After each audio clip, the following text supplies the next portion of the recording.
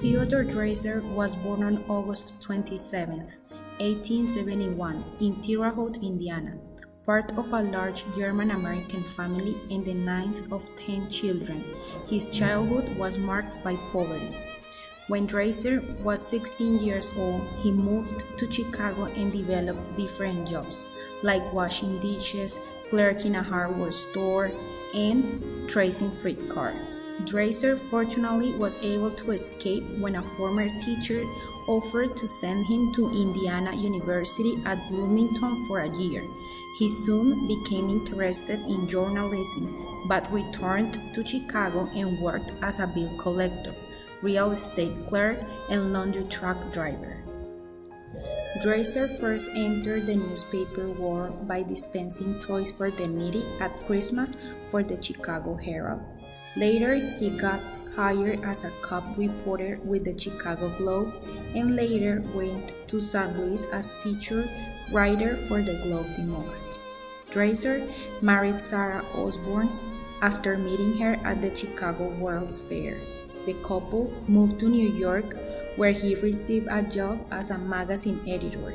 At the suggestion of his editor friend Arthur Henry, Dreiser began writing his first novel, the result of which was Sister Carrie. Dreiser continued his career by publishing The Financier in 1912 and The Titan in 1914. Fame arrived with his An American Tragedy, a story based on newspaper accounts of a sensational murder case. This novel was turned into a Broadway drama and later sold to Hollywood. With his new success, Dreiser took a trip to Russia, but he came away unimpressed. He chronicled his observation in Dreiser Looks at Russia in 1928. Dreiser became a communist in later years, causing him to focus his attention of writing political treatises, such as America is Worth Saving in 1941. Dreiser couldn't write well towards the end of his life. He moved to Hollywood in 1939 and supported himself by the sale of film rights of his earlier works. He died there in 1945 at the age of 74. Dreiser's writing style. In 1925, his novel An American Tragedy drew his largest popular success to date. Based on a famous murder trial, the book criticized the U.S. legal system, and Dreiser became a spokesman for reform. In 1927, he visited the Soviet Union and published Dreiser Looks at Russia in 1928. Associated with radical politics and the Communist Party in the 1930s. Dreiser focused on political writing until his death in 1945. Dreiser had controversial ideas expressed on his writings. He was a writer who held philosophically conflicting ideas in suspension simultaneously. His best writing springs from the tensions generated by these opposing ideas. On the other hand, he has virtually a textbook naturalist. On the other, a mystic, romantic, and sentimental writer. He was also a left-leaning social activist, a stance which, strictly speaking, is incompatible with naturalistic beliefs. An American Tragedy Summary. This story is based on a man which name is Clyde. He is a poor guy and not well educated.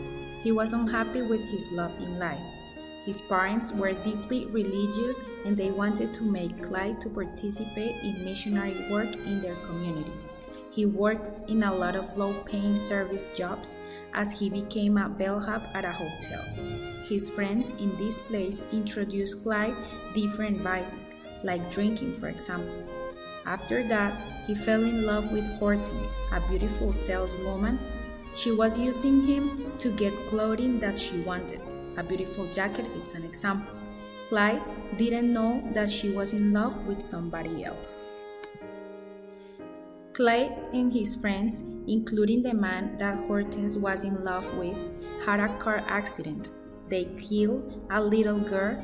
Before he was connected with the event, Clyde left the town and arrived in Chicago, where he got the same job that he had, a bellhop.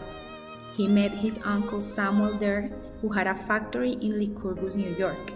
His uncle offered Clyde to work with him. He moved to New York and started a work with his uncle. In New York, Clyde met some important people since he was part of his uncle's family. However, these people ignored him. He felt alone. Clyde started meeting with Roberta, a farm girl who worked in the same factory. Actually, he was in love with Sondra, the daughter of another factory owner in the same town.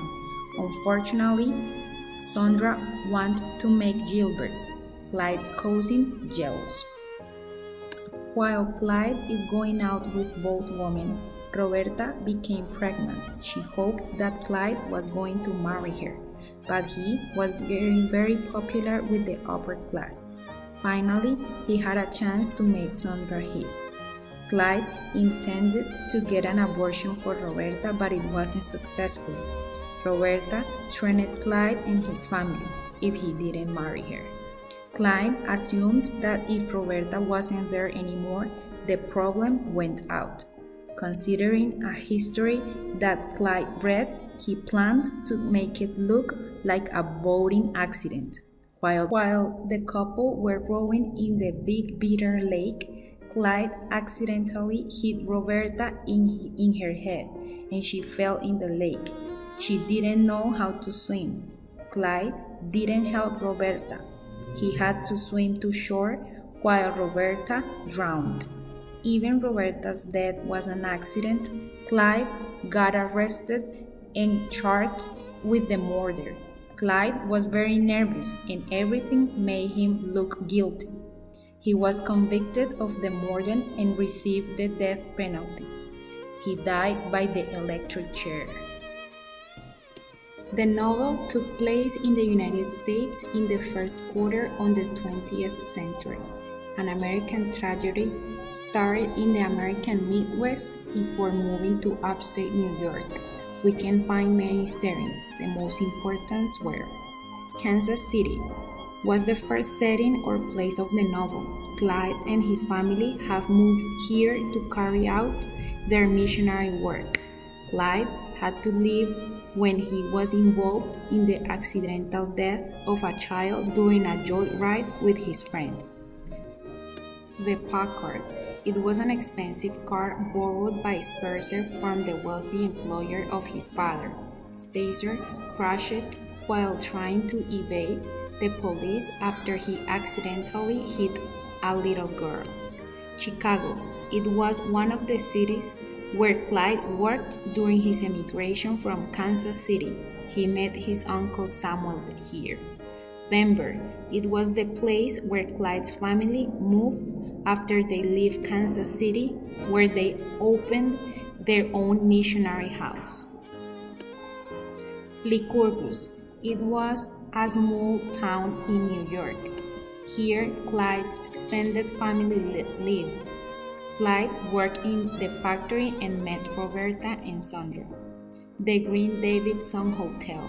It was a luxurious place where Clyde was given his first real job as a bellhop. Bridgeburn Jail.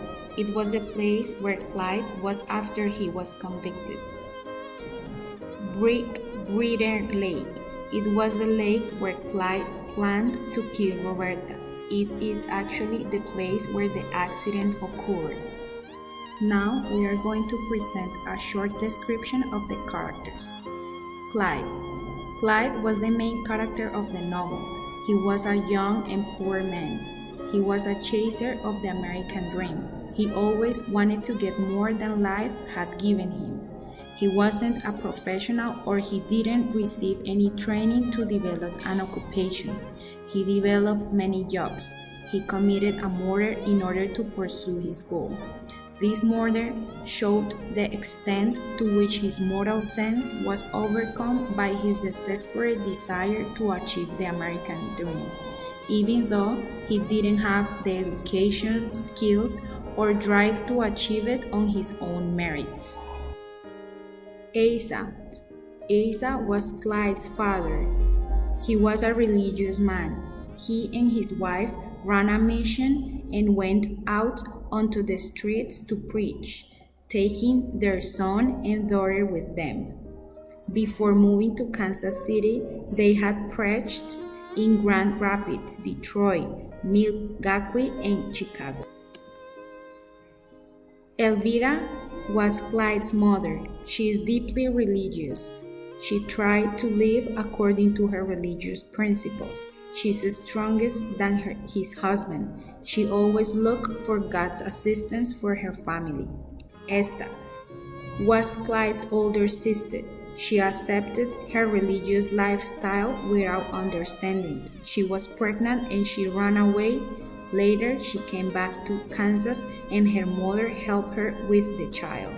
Julia was Clyde's younger sister and she performed only a small role in the story. Samuel was Clyde's uncle. He was the owner of the factory where Clyde went to work in New York. He had relationships with the upper community of the town where they lived. He was a successful man. He was one of the principal employees in the town. He was worried about the effects of the Clyde case on the reputation of his own family. Gilbert was Samuel's son and Clyde's cousin. He was educated at Princeton University. He occupied a senior position in his father's company, which he will eventually control and own. He recognized only business and financial success as valid things to aim in life. He was jealous of any success Clyde may have, and he didn't like to hear that Clyde is considered good-looking. Elizabeth, she was Samuel's wife, and she was part of the rich family. Myra was Samuel's older daughter. She preferred to be alone. She was characterized to be more reserved. She was not considered good-looking and remained unmarried. Bella, she was Samuel's younger daughter. She used to be more friendly. She's far more attractive and graceful than her older sister. Oscar, he was Clyde's colleague at the hotel where he worked. He was a genial young man, older and more experienced than the other bellhops. He showed Clyde the ropes at his new job. Thomas, he was also Clyde's colleague at the hotel. He introduced Clyde to a brave new world of cheap liquor, fat women, and disorderly party boys. He was a genial fellow and everyone likes him. He lived with his mother and his sister. Louise was Thomas' sister. She's a pretty girl who works in a dry goods store. Hortense, she was Louise' friend. Clyde romantically pursues her. She didn't treat him well. She manipulated Clyde emotionally in order to make him spend money on her. For example, buying expensive clothes for her. Eddie is one of the bellhops at the Green Davidson Hotel in Kansas City. He's a good-looking and very popular. Sandra, she came from a rich family. Her father was the owner of a factory too. She wanted to make Gilbert jealous while she was going out with Clyde. Sandra was an intelligent, socially accomplished girl who excelled at sports such as riding, tennis, and swimming. Willard, he worked as a driver for a wealthy man in Kansas City. He was a friend of Oscar. He borrowed his boss Packard, an expensive car, and it was the car in which the accident occurred.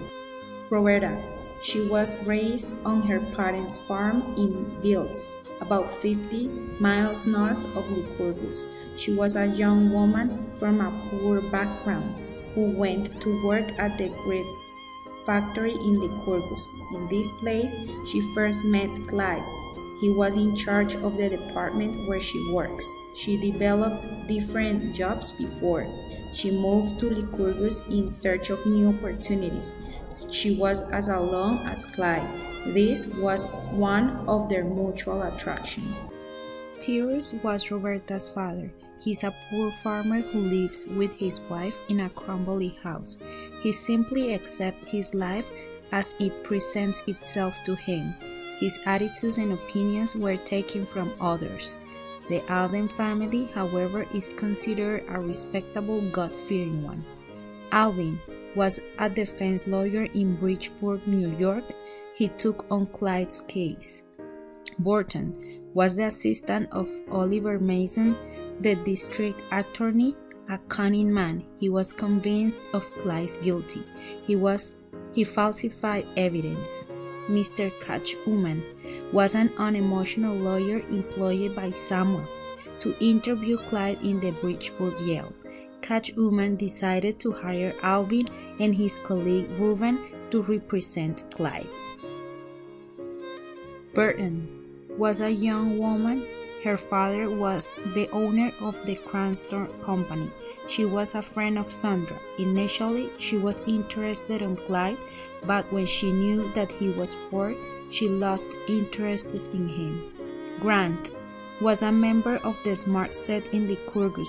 He was successful with girls. Some of his friends were jealous because of it. Pascal was an Italian who has been sentenced to death for killing his brother. He is the first prisoner to be executed while Clyde was in prison. Dr. Glenn was a small-town doctor in practice near Gloversville. Roberta went to see him to request an abortion. He was 58 and semi-religious. He refused to help her, even though his manner was compassionate. Fred was the coroner in Cataraqui County. He practiced the autopsy on Roberta's Alden. Fred was a friend of Oro Mason, and he immediately realized that the Clyde's case will help Mason's political career. Reuben was a defense lawyer, the partner of Alvin. Together they take on Clyde's case. Kemmerer was a mid-level manager at the collar factory. He expressed some defense to Clyde because he was a nephew of the factory owner. Nicholas was the sheriff of Cataraqui County who arrested Clyde. Grace was a friend of Roberta's in Lycurgus, but they fell out after Grace caught Roberta in a lie about her secret meetings with Clyde. Orville Mason was the district attorney in Cataraqui County, who prosecuted the case against Clyde. Mason was a forceful, emotional man who was firmly convinced of Clyde's guilt. Duncan Macmillan was the minister who visited Clyde in prison. He was a young man who greatly impressed Clyde's mother, who regards him as so spiritual and so kindly. Macmillan was the minister of an independent non-sectarian church. He didn't believe in the death penalty, and he tried to maintain an open mind about Clyde's guilty or innocence. He was Clyde's spiritual advisor. Macmillan tried to convince him that he can know the peace of God. Greta Miller was a friend of Hortense. She showed some interest in Clyde when she first met him.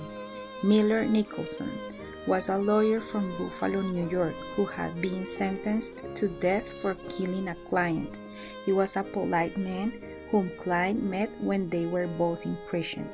Orrin Short was a young man who worked in a men's department store in Lycurgus. He was tactful, so Clyde told him about the problem of Roberta's pregnancy. Short recommended Dr. Glenn as someone who may be able to help. Mr. Smiley was the personal representative of Samuel. Smiley was sent to visit Clyde in jail at the Bridgeport in order to assess the possibilities for his defense. After the visit, Smiley came away convinced of Clyde's guilt. Mr. Squires was the captain of the bellhops at the Green Davidson Hotel. He hired Clyde. Governor Wolfman was the governor of New York. He refused to use his powers to commute Clyde's sentence to life imprisonment. Symbols. Automobile. The automobile represents the accelerated and crazy way in which young people began to live after the First World War. The speed and careful way of driving is a symbol of the jazz age. For Clyde, the car is the symbol of his fall, as a result of his too fast search for a lifestyle too fast. Hotel Green Davidson. Clyde, who had been raised in a poor home and religious fanatics, gets a job as a bellboy in a luxurious hotel, whose measure of opulence and perversion and permanently live in his mind and become an instant symbol of the gross morality of capitalism. Clothing.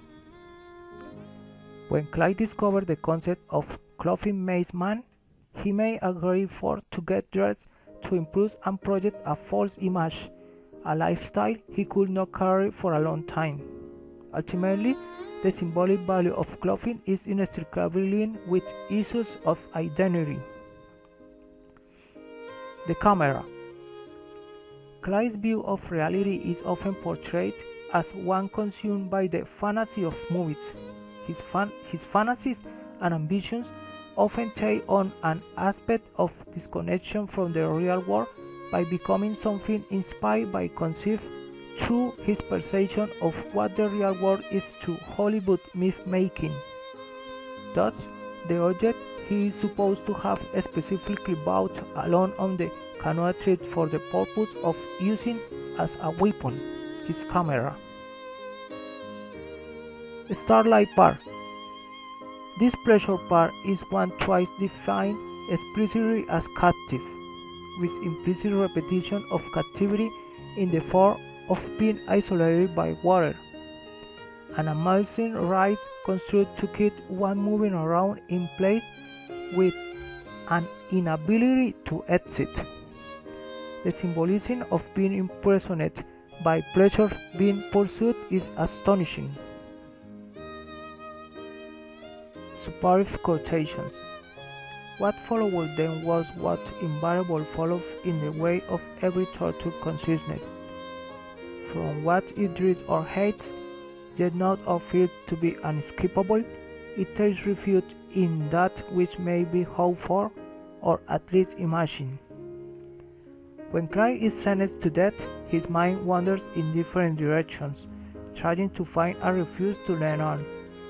Although he had never asserted any religious belief before, Clyde, in this desperate moment of his life, returns to his education.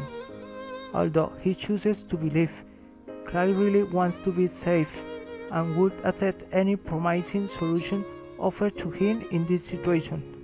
Thus, his conviction is false. Clyde, if I could only die, that would solve all this, and I have prayed and prayed that I would lately. Yes, I have. For life does not mean as much to me now as when I first met you and you loved me. Oh, those happy days. If only things were different. During the trial of Clyde, Mason read this letter written by Roberta, causing a great impact among the jury. Unfortunately for Roberta, her wish was granted. With a cruel irony, she seals her fate with that letter because the man she wrote to pray for death killed her.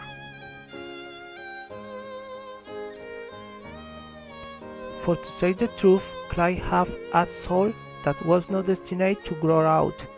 He laid decidedly that mental clarity and inner directing application that in so many permits them to soar out from the fads and avenues of life, the particular thing or things that make for their direct advancements. The narrator's description of Clyde at the age of 20 is that of an immature and lazy person who will never adapt to adulthood. Maybe Clyde expects some superior force to the writing, which made him a person too impersonable and could become anyone depending on the influence with which he can find the rest of his life.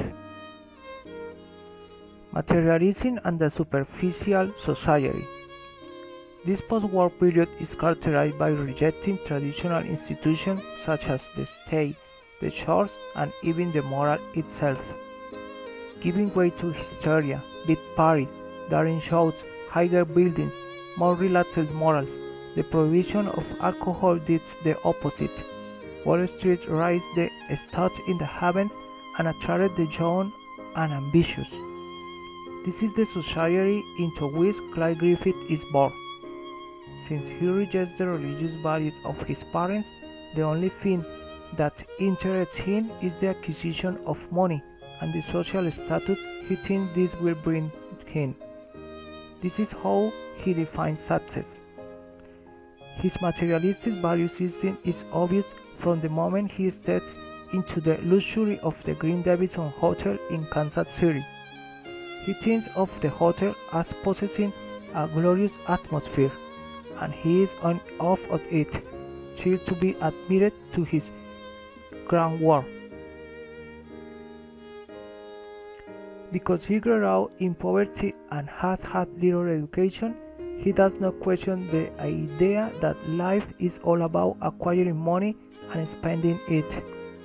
For his undeveloped mind, it appears that the chief business of life for anyone with a little money or social position was to attend a theater, a ball game in season, or to dance, or entertain friends at dinner, or to travel to New York, Europe, Chicago, California. He saw and experienced that he was a very exaggerated idea of the relationships between material abundance and happiness. He thinks that if he can acquire money, life will become one long holiday. He exaggerates the significance of what he sees around them, and this changes little during the course of the book, because no one he meets contradicts it. His first girlfriend, Hortense Brett, covets an expensive coat. She values material things more than love, and in fact cannot distinguish between the two. No one in Clyde's work discusses values other than the material ones. No one reflects at all on any deeper aspects of life. It is a superficial, one-dimensional society that he is struggling to succeed in. When he is forced to choose between a moral obligation to Roberta and his desire for wealth and status with Sondra, the result is a foregone conclusion. In choosing the latter, Clyde is only reflecting the values he sees operating